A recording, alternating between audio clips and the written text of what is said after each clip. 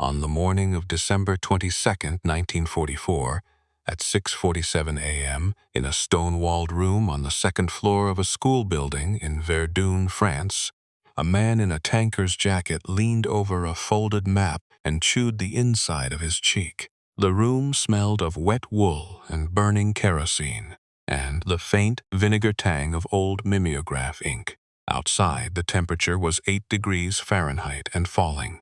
A pane of glass in the north window had cracked overnight from the cold, and now hummed faintly whenever the wind shifted. Somewhere below, in the courtyard, a sergeant was cursing at a frozen jeep engine. The man at the map did not look up. He held a grease pencil in one gloved hand and a coffee cup in the other, and the coffee had gone cold, and he did not notice. He was 59 years old, a lieutenant general, 3 stars, cavalry by training, infantry by temperament, profane by habit, theatrical by design. On his right hip, an ivory-handled Colt revolver, single action, .45 caliber, 1 notch on the grip. On the map in front of him, an arrow drawn the night before in red pencil, pointing north, toward Bastogne. In 4 hours, he would walk into the Hôtel de Ville at Verdun and tell General Dwight Eisenhower, the supreme Allied commander in Europe, that he could swing 3 divisions 90 degrees north and attack the southern flank of the German Bulge in 48 hours. He had been told it could not be done. He believed otherwise. He had already given the order, and somewhere to the north of him, in a frozen Belgian town surrounded on all sides, 11,000 men of the 101st Airborne Division were running out of bandages, out of artillery shells, and out of time. This is the story of what George Smith Patton, Jr. said in the 3rd week of December 1944, when a senior commander suggested that 1 American unit be left to die so that a larger force might be saved, and what that single answer reveals about the strange, contradictory soul of the man who gave it. To understand what happened in that schoolhouse in Verdun, you have to understand the wider catastrophe unfolding around it. 6 days earlier, in the pre-dawn dark of December 16th, 24 German divisions had attacked through the snow-laden forests of the Ardennes along an 85-mile front. It was a desperate gamble, conceived by Adolf Hitler against the advice of nearly every general who served him. The plan: punch a hole through the thinly held American line in Luxembourg and Belgium, drive west to the Meuse River, then turn north and seize the port of Antwerp. Split the British and American armies in 2. Force a negotiated peace in the west. Free up troops for the east. Win the war he had already lost. It was a fantasy, and almost everyone in German uniform knew it was a fantasy. But the German army had a peculiar talent for executing fantasies with terrible competence.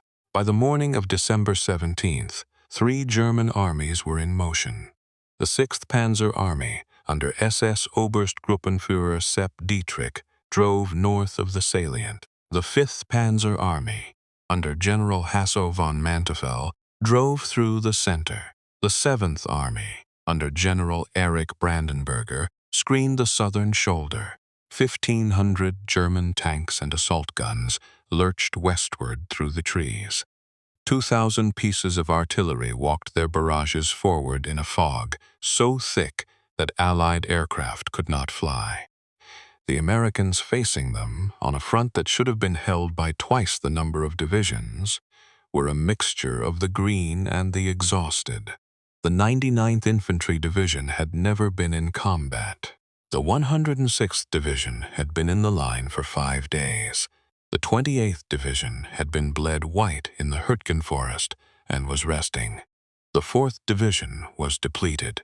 The Ardennes was supposed to be a quiet sector. It was where you sent men to recover, to learn, to wait.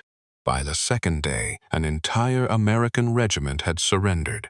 The 422nd and 423rd Infantry Regiments of the 106th Division, encircled on the Schnee Eifel, laid down their arms on December 19th.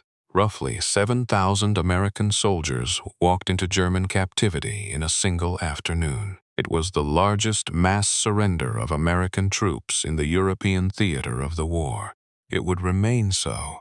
And in the center of the line, at a road junction town in the Belgian Ardennes called Bastogne, 7 main roads converged.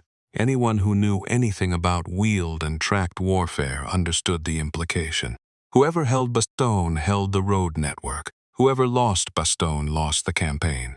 The Americans threw what they could into it. The 101st Airborne Division, refitting after Holland near Reims, was loaded into open trucks on the night of December 18th and driven 100 miles in freezing rain. They arrived at Bastogne on the 19th, many without winter overcoats, many without helmets, some without weapons, scavenging ammunition from passing units and stragglers. With them came Combat Command B of the 10th Armored Division, 3 tank destroyer battalions, engineers, artillery, a field hospital, and a collection of orphans and walking wounded who would later be called, with affectionate accuracy, Team Snafu. By December 21st, they were surrounded. By December 22nd, the German commander outside the town, General Heinrich von Luttwitz, sent in a surrender ultimatum. The acting commander of the 101st, Brigadier General Anthony McAuliffe, read it, said, "Aw, nuts," and dictated his now famous reply. 4 letters, 1 word, nuts. The official translation provided to the bewildered German emissary was, "Go to hell." It was a marvelous piece of theater. But it did not change the underlying arithmetic. The 101st had perhaps 2,000 artillery rounds remaining for its howitzers. Surgical supplies were nearly gone. The field hospital had been overrun on the 2nd night and the surgeons taken prisoner. Wounded men lay on straw in the basement of a seminary, attended by a Belgian civilian doctor and a handful of medics. Temperatures fell to -4. Snow fell and fell and fell, and the only thing standing between Bastogne and oblivion was the promise that someone, somewhere, was coming. That someone was George S. Patton, Jr., and the wider Allied command had been arguing about him for 48 hours. You have to understand what Patton was at this moment in his life, because the legend has flattened him into a cartoon, and the cartoon misses the man. He had been born in 1885 in San Gabriel, California, into a family of Confederate cavalry officers and Virginia gentlemen who taught him from boyhood that the highest calling on earth was to die well in battle. He read Caesar in Latin and the Iliad in translation. He recited poetry he had written himself, often bad, occasionally luminous. He believed, in a way that was not entirely metaphor, that he had lived before, as a Roman legionary, as a Napoleonic marshal, as a Confederate horseman. He had finished near the bottom of his class at West Point on his first attempt and had repeated his plebe year. He had competed in the modern pentathlon at the 1912 Stockholm Olympics, where he finished 5th, and where he later claimed his pistol shots had been so tightly grouped that the judges had miscounted his hits as misses passing through the same hole.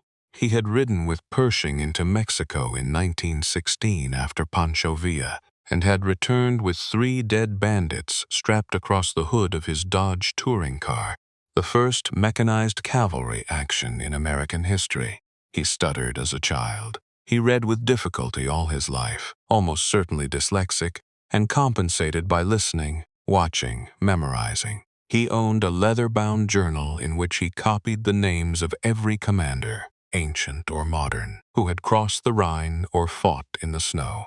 He cried, openly, easily, at funerals and at parades, and once when a regimental band played the Star-Spangled Banner badly. He was wealthy by inheritance. He was vain. He spent a small fortune on tailored uniforms, on hand-tooled boots, on the ivory-gripped Colt revolver he wore on his right hip, and the ivory-gripped Smith & Wesson he wore on his left when he was feeling particularly biblical. He prayed. He cursed. He wrote letters to his wife Beatrice that were tender, intelligent, and full of misspellings he refused to correct. He had 2 stars in November 1942 when he led American forces ashore at Casablanca. 3 by the spring of 1943, he had taken the 7th Army to Sicily and finished the campaign in 38 days, beating Bernard Montgomery to Messina by a matter of hours, an outcome that pleased him in a way that polite society found embarrassing. And then, in 2 visits to 2 field hospitals in Sicily in August 1943, he had slapped 2 American soldiers suffering from combat fatigue, calling them cowards, threatening to shoot one of them with the revolver on his hip. The incidents nearly ended his career. Eisenhower kept him on, barely. He spent the next 11 months in a kind of professional exile, used as a decoy commander to deceive German intelligence about the location of the Normandy landings. He returned to active command on August 1, 1944, when the Third Army was activated in France. From that day until December 1944, his army had advanced 600 miles in 10 weeks. They had crossed the Seine, they had crossed the Marne, they had crossed the Moselle. They had liberated 40,000 square kilometers of French territory and taken 100,000 German prisoners. They were stalled in front of the German fortress city of Metz when they finally took it in late November after a brutal 3-month siege. By mid-December, the Third Army was facing east, attacking into the Saar industrial region, preparing for what Patton believed would be the decisive blow into the Reich.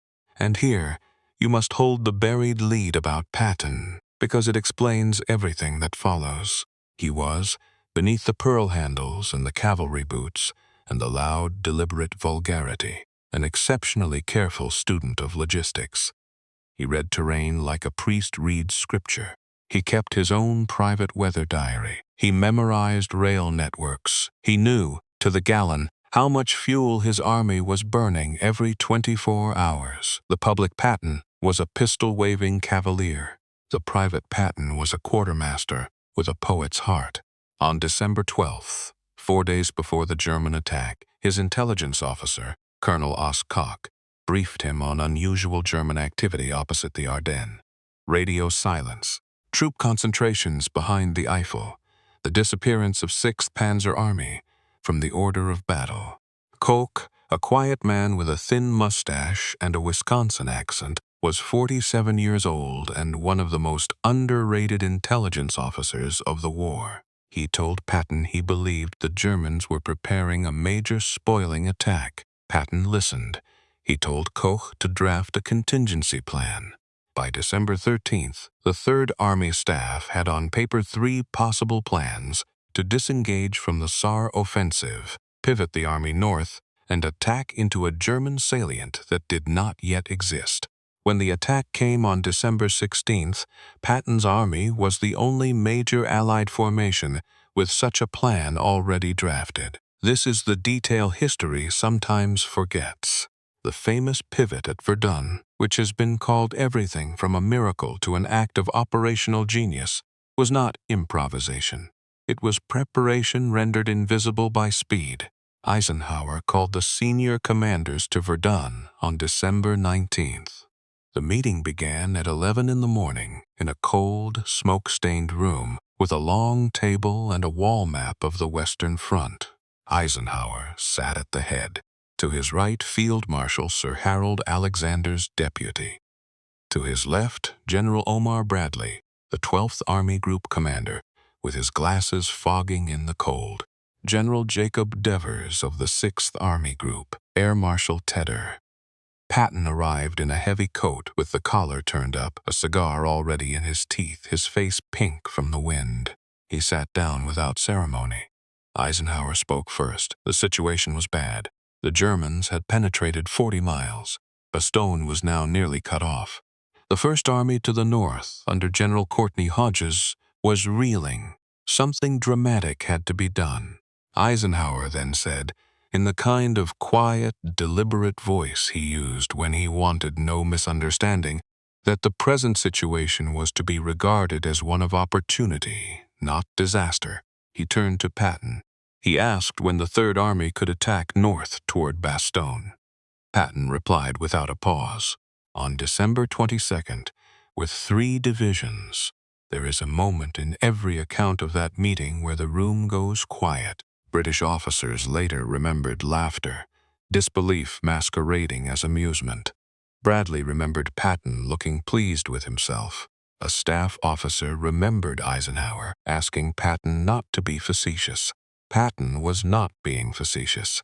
He explained, in a tone that was almost matter-of-fact, that he had already given the warning order, that 3 of his divisions, the 4th Armored, the 80th Infantry, and the 26th Infantry, were already being pulled out of the line and turned 90 degrees north, that artillery was already on the move, that his engineers were already surveying new supply routes through Luxembourg to pivot an army of more than 250,000 men 90 degrees in 3 days, in winter, on frozen roads, while still in contact with the enemy, against the calendar and the weather and the geography, is the kind of operation that staff colleges study for the next century. The textbook said it could not be done. The textbook was wrong. And it is here, in the days following that meeting, somewhere in the brutal arithmetic of the 3rd week of December 1944, that the moment we have come to consider took place. You will not find it neatly preserved in a single document, with a single hour and a single phrasing, because that is not how the great moments of command actually happen. They happen in fragments, in half-overheard conversations in command tents, in notes scribbled on the margins of operations orders, in what a corporal at the door remembers hearing, and what a colonel later wrote down, and what a chief of staff after the war recalled, with the hesitation of a man trying to be fair. What we know is this. As Patton's 3 divisions ground their way north against the German 7th Army on the southern shoulder of the Bulge, the question arose, urgently and more than once, of priorities. The 4th Armored Division, under Major General Hugh Gaffey, was driving north along the most direct axis toward Bastogne. The 26th and the 80th were on its flanks. To the east, the German 7th Army was attacking westward, trying to widen the southern shoulder of the salient. There were not enough American units to do everything well at once. There never are. A senior officer, and the historical record points most clearly toward a corps-level commander, whose name has been variously recalled and is not the point of this story, raised, in the second-floor schoolhouse room, or in a similar room nearby, a recommendation grounded in cold, tactical logic. Bastogne, he argued, might be beyond saving. The 4th Armored was taking heavy losses on the road north. The relief column had stalled at the village of Chaumont, where the lead combat command had been bloodied by panzer grenadiers and tank destroyers. The road network beyond, toward Assenois and Bastogne, was held in strength.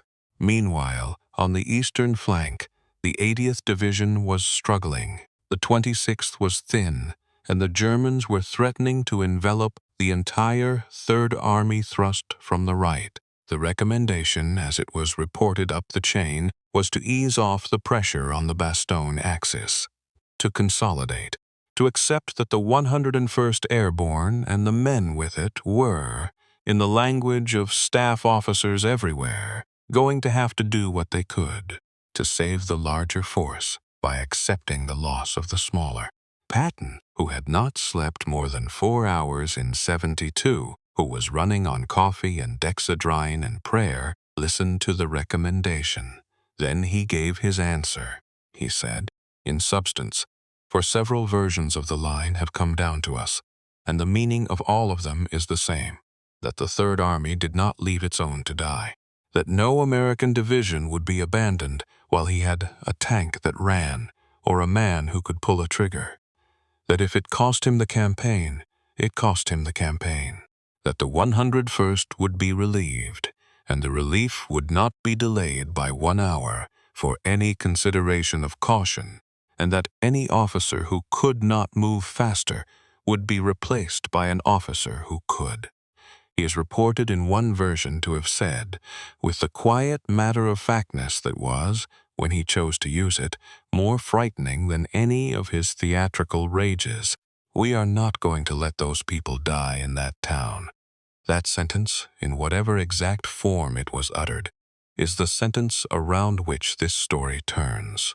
You have to understand what it cost to mean it, to press an armored division through frozen Belgian villages, against dug-in panzergrenadiers, in temperatures that froze the oil in machine gun bolts, and the diesel in fuel lines, and the blood in the wounds of dying men, was to spend lives in the open accounting book of war.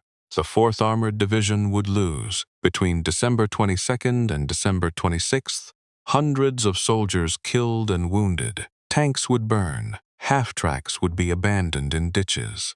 A lieutenant colonel named Creighton Abrams, 30 years old, square-jawed, perpetually in need of a shave, commander of the 37th Tank Battalion, a man who would one day have an army tank named after him, would lead the final breakthrough at the head of his column on the afternoon of December 26th, with a single platoon of Sherman tanks, through a gauntlet of fire at the village of Assenois. But before that breakthrough came the prayer.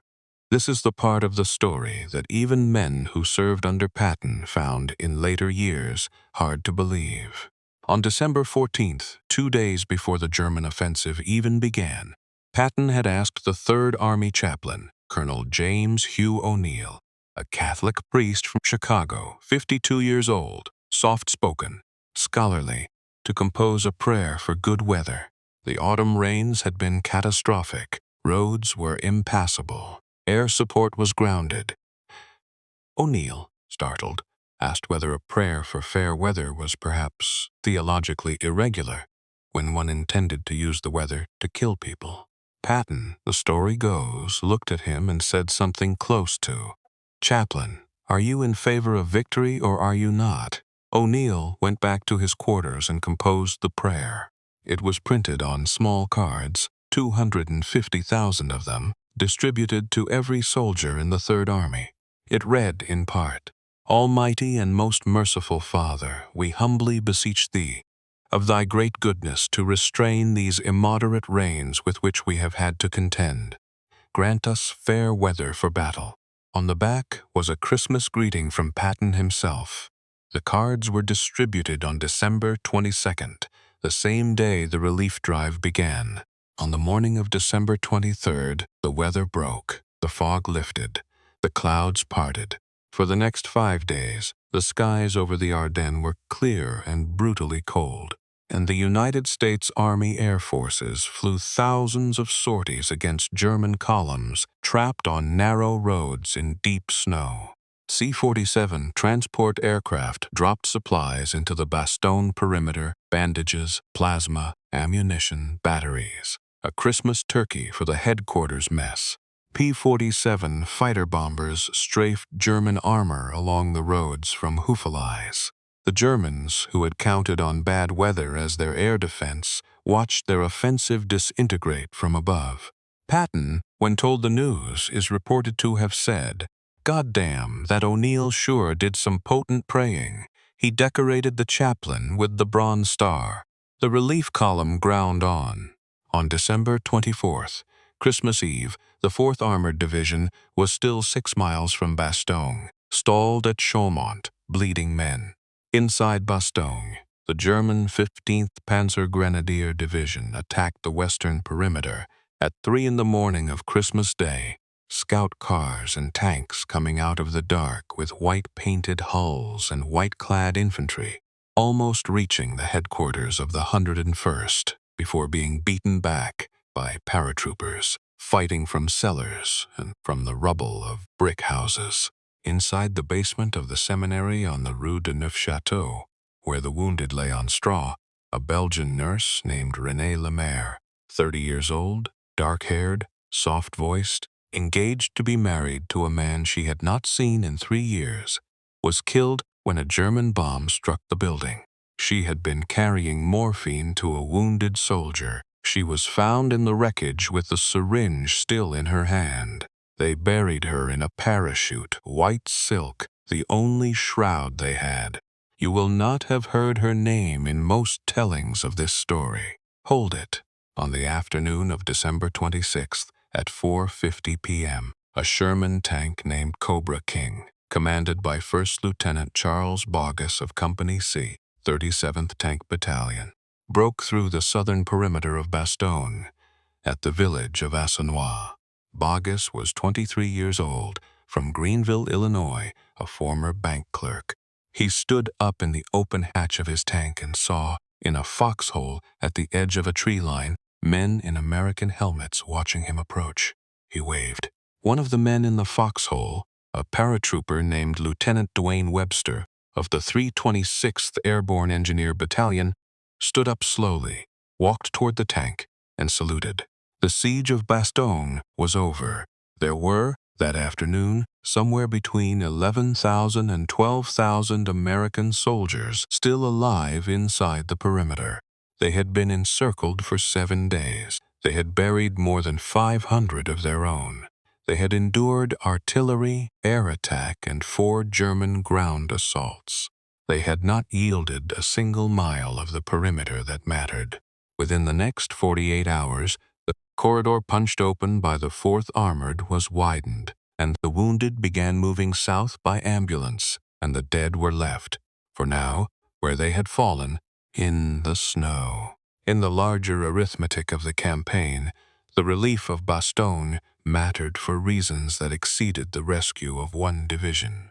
It demonstrated that the German offensive, which had counted on the disintegration of American command, had failed. It freed up the road network. It pinned the German 5th Panzer Army in place, while the 1st and 9th Armies attacked from the north. By January 16, 1945, the bulge had been pinched closed. By the end of January, the front had been restored to where it had been on December 16th, and the Wehrmacht had lost, in the Ardennes, roughly 100,000 men and the last operational reserve it would ever possess in the West. The road to the Rhine and then to the Elbe was open. But return for a moment to that schoolhouse in Verdun, and to the moment when a commander recommended that one unit be left to its fate so that a larger force might survive, and Patton said no. It was not, on its face, a rational decision in the way staff officers are trained to be rational. The 101st Airborne was, by some readings, holding on adequately, and the Germans outside Bastogne, while strong, were stretched. A case could be made, was being made, that the relief might be delayed, that the Third Army might consolidate, that the 4th Armored might be spared its losses on the road north. The case was not absurd. It was the kind of cold calculation that wins arguments in seminar rooms and loses wars in the field. Patton rejected it for reasons that ran deeper than tactics. He rejected it because he believed, with the unembarrassed sincerity of a man raised on Plutarch and the King James Bible, that an army that abandoned its own ceased at that moment to be an army. He rejected it because he understood that the soldiers of the 101st, freezing in foxholes along the perimeter, were watching the southern horizon every morning for the smoke of his tanks, and that if they did not see it, every American soldier in every army on every front would learn, eventually, that there were circumstances under which the army would leave you. He rejected it because the calculus that says it is acceptable to sacrifice one part of yourself to save the rest is the calculus of a body, not of an army. And Patton had spent 40 years thinking about the difference. There is also this, and it must be said. He rejected it because he wanted to, because of all the moments in his career. Sicily, France, the long pursuit across the Lorraine. This was the one in which the cavalryman's instinct and the strategist's logic and the romantic's faith finally aligned. He had been waiting his whole life for a moment in which to ride to the rescue. When it came, he did not hesitate. He paid a price.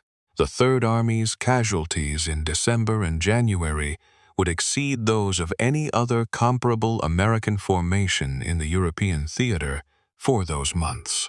Nearly 50,000 men of the Third Army would be killed, wounded, captured, or missing during the Ardennes campaign and its immediate aftermath. Tanks would litter the roads around Bastogne for weeks. The 4th Armored Division would never quite recover its full strength before the war's end. The 26th and 80th Infantry Divisions would be shadows of what they had been in November. The bill for that schoolhouse decision came due, as it always does, in the snow of Belgium, paid in the bodies of men who would never see Greenville, Illinois, or San Antonio, Texas, or Camden, New Jersey again. He knew that. He never pretended otherwise. He wrote in his diary, after the relief of Bastogne, a single line that has been quoted often and is often misunderstood. He wrote, "This will be a famous battle. It is read sometimes as triumphalism. It is not. It is the entry of a man who has just spent thousands of his soldiers' lives and is recording soberly, and without ornament, what he believes the historians will eventually call the thing he has done." There is a counterfactual that historians sometimes raise and then put down again, because there is nothing useful at the end of it. Imagine the recommendation had been adopted. Imagine the Third Army had halted its drive on the 22nd or the 23rd, consolidated on the Sauer River, and let Bastogne fall. The German command, under Manteuffel and Luttwitz, would have gained the road junction, and with it perhaps 3 or 4 additional days of operational tempo. The drive toward the Meuse would have been slower than Bastogne would have made it faster, because the German offensive was failing for reasons of fuel and weather and air power that had nothing to do with the small Belgian town. Eventually, the bulge would still have been pinched off. Eventually, the war would still have ended in May 1945 in a brick schoolhouse in Reims and a courtyard in Berlin. The geometry of the strategic war would not, in the end, have changed. But something else would have changed. Something harder to measure, something that lives in the long shadow. If Bastogne had fallen, if the relief column had paused, or hesitated, or chosen prudence, then for the rest of the 20th century and into the 21st, every American soldier asked to hold a position against impossible odds would have done so with one additional ghost at his shoulder. The ghost of the 101st Airborne, abandoned at the road junction, surrendering or dying in the snow because the commanders to the south had concluded the math did not justify the rescue. There would have been no McAuliffe and his nuts. There would have been no Cobra King breaking through at Assinibois. There would have been a different country with a different memory of what its army was prepared to do for its own. Patton understood this. He may have understood it better than any other senior commander of the war. He understood that armies are not held together by tactics or logistics or doctrine, however much those things matter. They are held together by a covenant that the army will come for you, that if you fight, the army will fight to bring you home, that you are not, in the deepest hour, alone. His personal aftermath is, of course, the long irony. Patton survived the war. He outlived the Third Reich by 7 months and the surrender at Reims by 7 months and 4 days. On December 9, 1945, in a quiet country lane outside Mannheim, Germany, the staff car in which he was riding to a pheasant hunt collided at low speed with a U.S. Army truck. He was thrown forward, his neck broken at the 3rd cervical vertebra. He lay paralyzed in a hospital bed in Heidelberg for 12 days. He was visited by his wife Beatrice, who had been flown in from Massachusetts. He spoke to her about books, about horses, about the Confederate dead, about God. He died on December 21, 1945, of a pulmonary embolism in his sleep at the age of 60. He had outlived the war by exactly 226 days. He was buried, at his own prior request, with the men of the Third Army, in the American Military Cemetery at Ham, Luxembourg, 25 miles from Bastogne. He lies there now, a single white cross in a field of more than 5,000 others, his grave indistinguishable from the privates and sergeants who died around him in the Belgian snow. He had refused a more prominent place. He had said that he wished only to be buried with his soldiers. The army, on this one occasion, took him at his word. Walk that cemetery in winter, and you will find his cross in the front rank, where the wind comes off the Moselle and the cold reaches into the bone. The grass is white with frost most mornings. The crosses run in long, even lines across the rise. There are men buried there from every state in the Union, and from territories that were not yet states. There are men buried there who died at the relief of Bastogne, and men who died after it, and men who died before. They lie in the same earth, under the same flag, in the same silence. You came here, perhaps, for the story of a sentence, for what Patton said when a general wanted to sacrifice one unit to save another. The sentence has come down to us in several versions, and the exact phrasing matters less than what underlay it. He said, in effect, that the United States Army did not abandon its own, that the relief would proceed, that those people in that town would not die alone. It was a sentence that cost him a great deal. It cost his army a great deal. It cost the men of the 4th Armored, and the 26th, and the 80th, and the engineers, and the artillerymen, and the truck drivers, and the medics who moved north in the cold of that December more than they ever asked of him in return. And it gave them, and the men they rescued, something that does not appear in the operations reports or the casualty lists. It gave them the assurance that the army they had joined was the army they had been told it was.